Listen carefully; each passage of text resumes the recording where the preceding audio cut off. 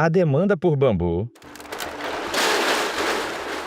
está crescendo, seja em canudos, colheres ou até mesmo papel higiênico. Produtos de bambu estão surgindo nas prateleiras de supermercados por toda parte, geralmente apresentados como uma alternativa mais ecológica ao plástico e ao papel. Algumas espécies dessa planta de rápido crescimento podem brotar mais de um pé por dia. Mas os produtos de bambu são realmente bons para o planeta?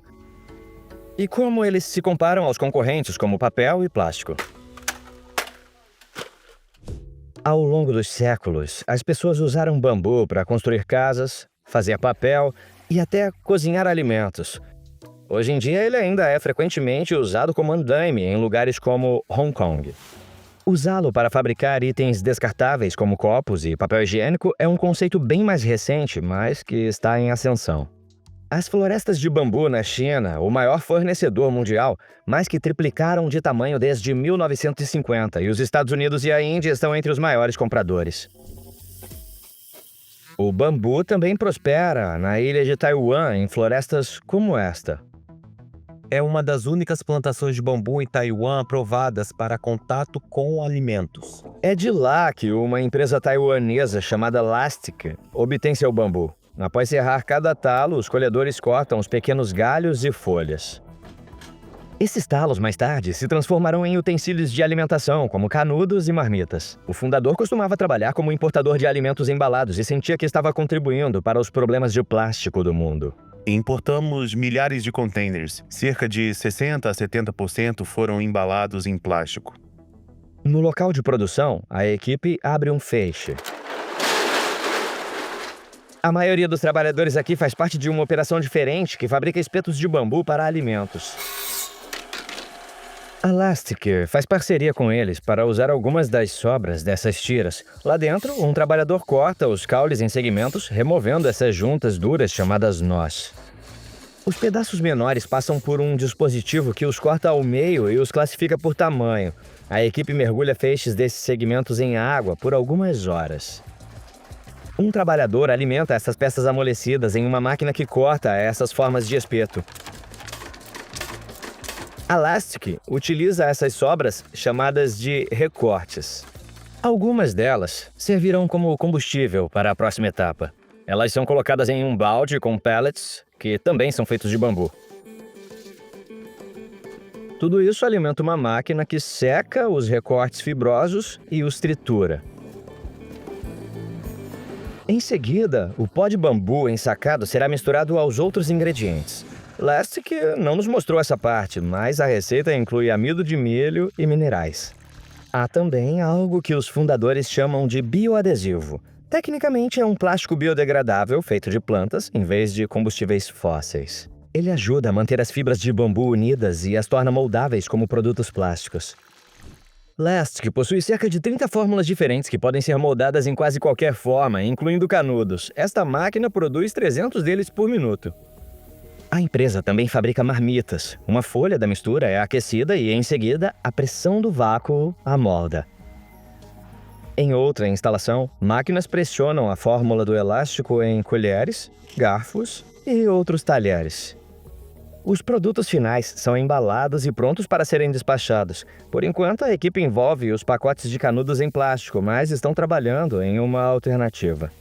Eventualmente, todas as nossas embalagens serão feitas desse material, mas ainda não conseguimos produzir uma sacola em massa. Os clientes da Lastic são cafeterias, empresas de embalagens e fabricantes de canudos. Alguns compram os produtos acabados, outros compram a mistura de bambu e fabricam os seus próprios. A ideia é que os fabricantes possam facilmente trocar o plástico pelo Lastic. Você pode simplesmente usar nas mesmas máquinas, apenas ajustando algumas configurações da temperatura, e podemos fazer exatamente o mesmo produto. Podemos tornar essa indústria tradicional do plástico mais sustentável com apenas uma mudança. Precisamos reduzir a concorrência e também aumentar a cooperação. A empresa afirma que todos os produtos feitos com seu material podem se decompor na natureza. Esse é um detalhe importante. Muitos plásticos compostáveis só se decompõem em instalações de compostagem industrial, sob condições muito específicas de temperatura e umidade. Nosso produto não necessita de nenhuma maquinária especial. Ele se decompõe em um ambiente natural de forma bastante rápida. Mas não acredite apenas na palavra da empresa. Ela possui 7 certificações diferentes que comprovam isso, incluindo um dos testes mais rigorosos do mundo para compostabilidade, chamado AS5810. Para atingir esse padrão, é necessário provar que o produto se biodegrada em menos de 180 dias em uma composteira doméstica. E que não é tóxico, até mesmo para os vermes que vivem no solo. Quanto mais rápido um produto se decompõe na natureza, menos tempo ele tem para prejudicar ou enredar um animal.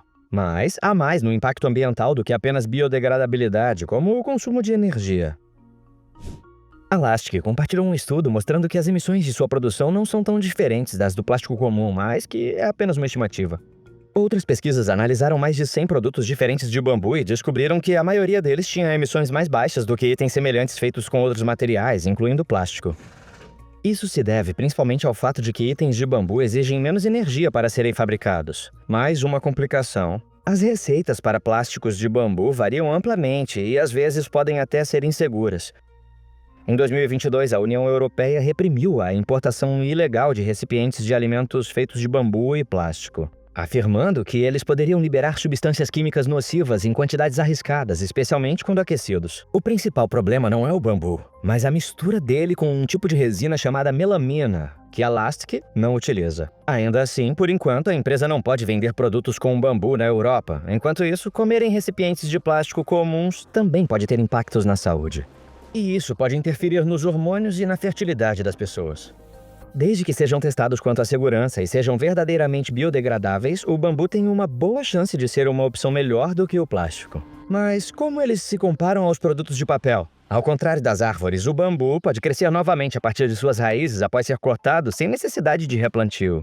E pode ser colhido a cada poucos anos, enquanto os pinheiros levam décadas para amadurecer. Estima-se que 2 milhões de árvores são cortadas para fazer papel higiênico todos os dias. Uma empresa chamada Real Paper obtém seu bambu desta floresta no sudoeste da China.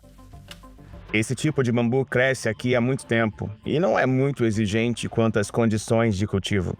Esses caules têm pelo menos 2 anos de idade.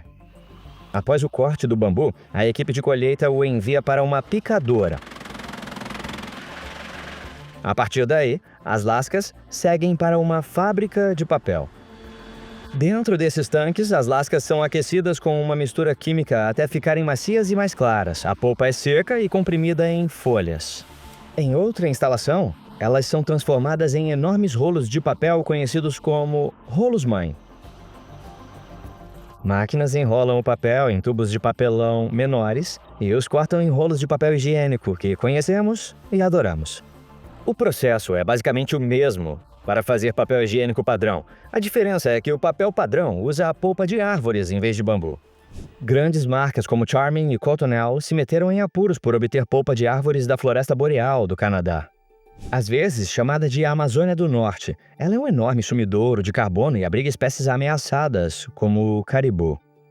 Essas grandes marcas estão usando fibra de floresta virgem, de florestas de importância global, para um produto que usamos por alguns segundos e descartamos no vaso sanitário. A região também abriga mais de 600 comunidades de povos indígenas. Às vezes eu choro quando eu estou em casa e penso na terra, em como ela será destruída, em todas as árvores da floresta e as máquinas. As empresas de papel geralmente não possuem terras florestais, elas obtêm sua madeira de fornecedores externos. Mas o papel higiênico contribui para a perda de florestas, independentemente de quem corta as árvores. Então, o bambu pode ajudar? Bem, um relatório diz que a melhor opção para o papel higiênico não é o bambu, é o papel reciclado. E não, isso não significa papel higiênico usado. É um papel higiênico feito a partir de papel que você joga na lixeira de reciclagem ou que vem de um prédio comercial. Ele tem 1/3 da pegada de carbono. Mas o bambu é a próxima melhor escolha. É melhor do que usar árvores, mas não tão bom quanto o material 100% reciclado.